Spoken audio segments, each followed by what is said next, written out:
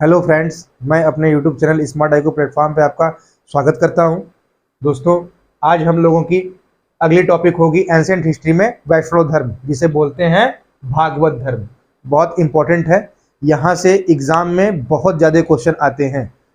इसको आप एकदम पढ़े रहेंगे तो ये जान जाइए कि हर टॉपिक से लिंक करके इसको पूछता है, क्योंकि वैष्णव धर्म जो है इसका विकास जो आता है भागवत धर्म का, वो हर काल में देखने को मिलता है। मौर्य काल में, गुप्त काल में, सातवाहन काल में, तो ये हर टॉपिक से करता है आपको रिलेट और उसी से क्वेश्चन बना के पूछेगा। ठीक है, तो बहुत इंपॉर्टेंट है। आइए शुरू किया जाए। देखिए, सबसे पहली बात तो यही जानिए कि वैष्णव धर्म को ही भागवत धर्म कहते हैं, ये अलग नहीं है। ठीक है, बात किया जाए कि वैष्णव धर्म के प्रवर्तक कौन थे, तो श्री कृष्ण भगवान जी थे, वैष्णव धर्म के प्रवर्तक थे। ठीक है, अब आइए डिटेल में देखा जाए। भागवत धर्म के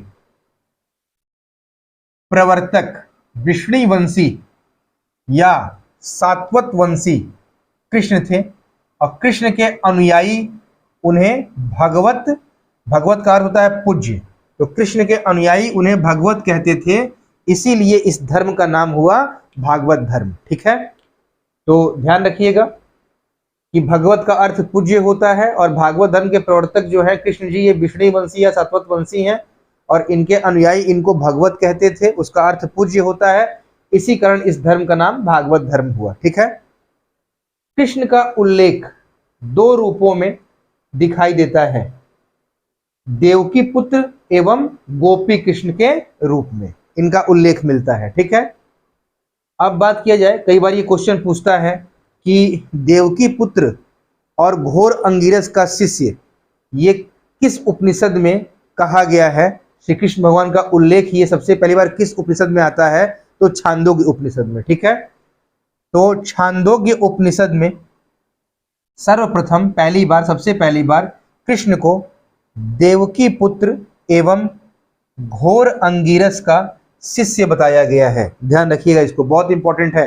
जब आपसे क्वेश्चन करे कि सर्वप्रथम कृष्ण का उल्लेख जो देवकी पुत्र और घोर अंगिरस के शिष्य के रूप में हुआ है, वो किस उपनिषद में, तो छांदोग्य उपनिषद में। ठीक है, जैन परंपरा के अनुसार वासुदेव कृष्ण 22वें तीर्थंकर अरिष्ट नेमि के समकालीन थे। ध्यान रखिएगा, क्वेश्चन बहुत इंपॉर्टेंट है, ऐसे ही लिंक करके पूछेगा जैन धर्म से कि जो जैन धर्म के 22वें तीर्थंकर अरिष्ट नेमि थे, इनके समकालीन कौन से भगवान थे, आपको दे देगा कृष्ण जी, ठीक है, राम जी, बलराम जी, कई नाम देगा। तो कृष्ण, या तो ऐसे पूछ सकता है कि जैन परंपरा के अनुसार वासुदेव कृष्ण किस जैन तीर्थंकर के समकालीन थे, तो 22वें तीर्थंकर अरिष्ट नेमि के समकालीन थे। ठीक है, देखिए, अगर आप लोग, जो मैं पढ़ाता हूं या जो भी टीचर पढ़ाते हैं, कहीं भी आप लोग पढ़ते हैं, कहीं भी कोचिंग करते हैं, जो भी कंपटीशन की तैयारी करते हैं, वहां पे जो कोई भी टीचर नोट्स लिखवाए उसका आप अपने से एमसीक्यू बनाइए,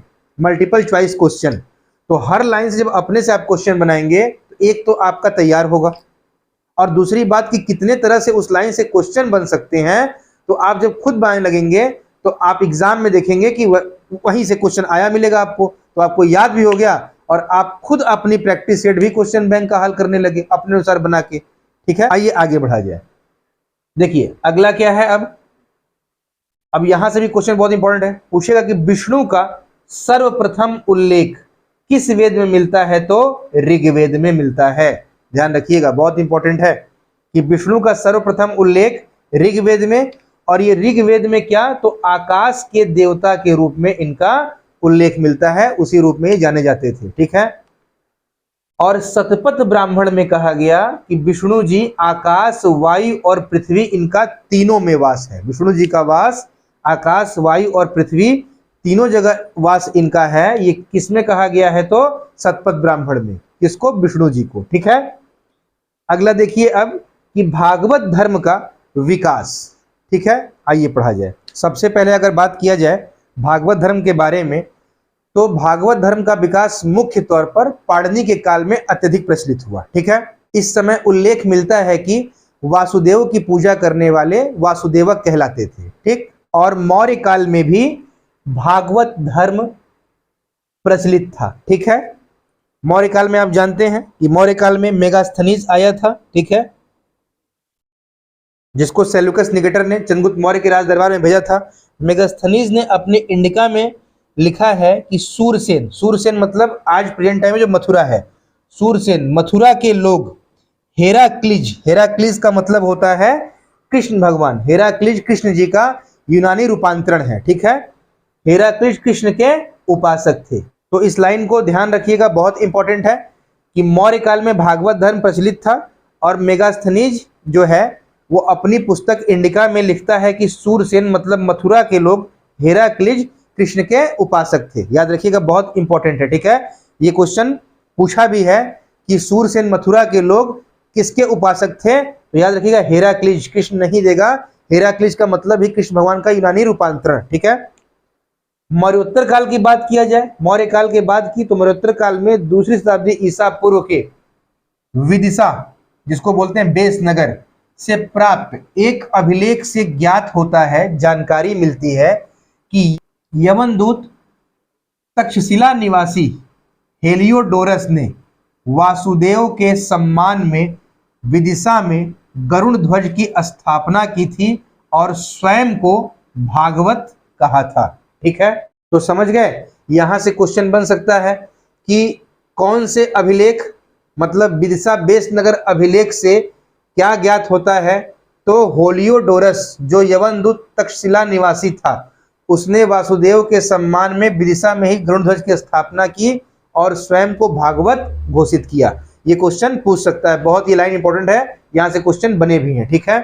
अगला क्या है, ये क्वेश्चन बनेगा कि हेलियोडोरस यूनान के शासक एंटीयोलकिड्स का राजदूत था। पूछ सकता है कि हेलियोडोरस किस शासक का राजदूत था, तो यूनानी शासक एंटीयोलकिड्स का राजदूत था, जो शुंग शासक भागभद्र के दरबार में आया था। ये बहुत इंपॉर्टेंट है कि हेलियोडोरस जो एंटीयोलकिड्स का राजदूत था यूनान के शासक का, वो कब आया था, तो शुंग शासक भागभद्र के दरबार में आया था। ऐसे दो क्वेश्चन बनते हैं, एक तो किसका राजदूत है, दूसरा किस वंश के समय में ये आया है, ठीक है। शुंग वंश, राजा कौन, भागभद्र, ठीक।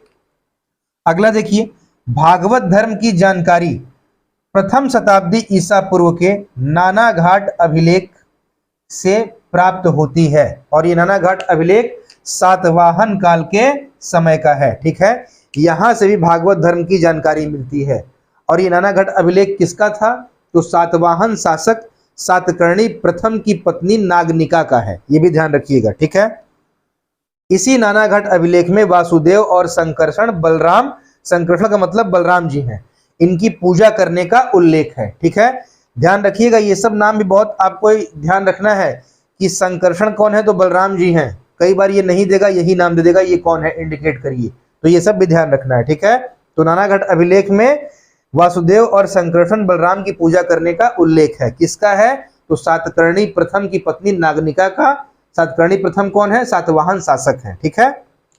अगला देखिए, कुषाण काल, कुषाण काल से भी क्वेश्चन आएगा कि जो हुविस्क थे कुषाण काल में और वासुदेव, इनके द्वारा विष्णु पूजा का उल्लेख मिलता है, तो ये भी ध्यान रखिएगा, कुषाण काल में हुविस्क तथा वासुदेव द्वारा विष्णु पूजा का उल्लेख मिलता है, ठीक है।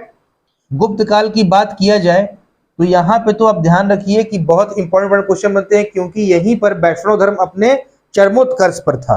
गुप्त काल में वैष्णव धर्म चरमोत्कर्ष पर था और गुप्त शासक परम भागवत की उपाधि भी धारण करते थे और जो गुप्तों का राज चिन्ह था, ये विष्णु का वाहन गरुड़ था, ठीक है। बहुत इंपॉर्टेंट है, ध्यान रखिएगा, ठीक।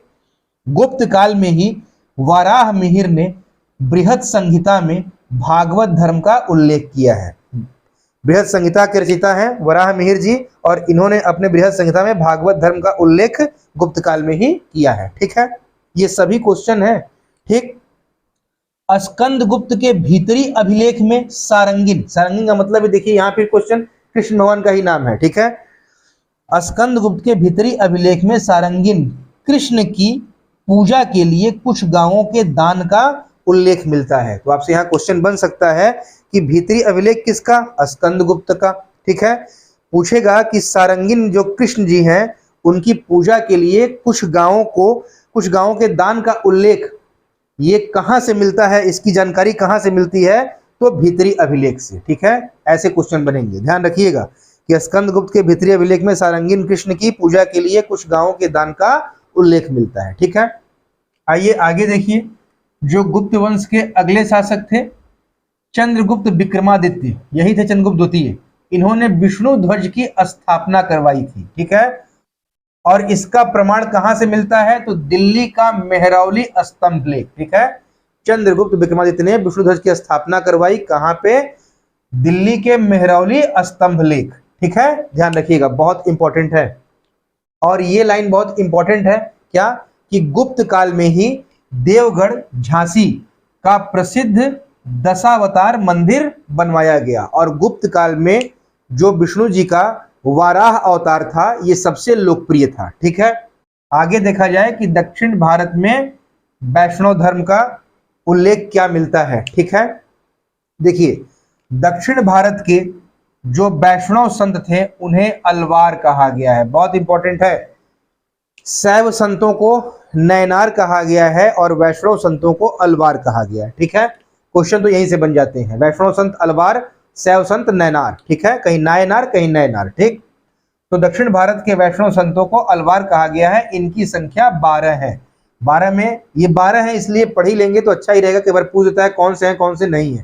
ठीक है, नयनार तो 63 है, 63 है, तो उसमें इंपॉर्टेंट ही पढ़ना होता है, लेकिन ये 12 है तो एक बार पढ़ लेंगे तो दिमाग में बन जाएगा कौन कौन लोग वैष्णव संत हैं। अलवार पोई गई नंबर 1, दूसरा पूडम, तीसरा पेय, चौथा पेरियालवार, पांचवें हैं तिरुमलराई, छठवें तिरुमंगई, फिर तिरुपाण, तौंडार, कुलशेखर, नम्मालवार, मधुर कवि, आंडाल या कोदई 12वें। ठीक है, उसमें से इंपॉर्टेंट क्या है कि जो तिरुमलराई थे, ध्यान रखिएगा, ये अलवार बनने से पहले जैन और बौद्ध धर्म अपना चुके थे। तो यहां से क्वेश्चन बहुत अच्छा बन सकता है कि जो दक्षिण भारत के वैष्णव संत हुए हैं 12 अलवार, उसमें से कौन से ऐसे संत थे जिन्होंने जो अलवार बनने से पहले बौद्ध और जैन धर्म अपना चुके थे? तो तिरुमलराई थे। ठीक है, फिर तिरुमंगई से क्वेश्चन क्या बनेगा?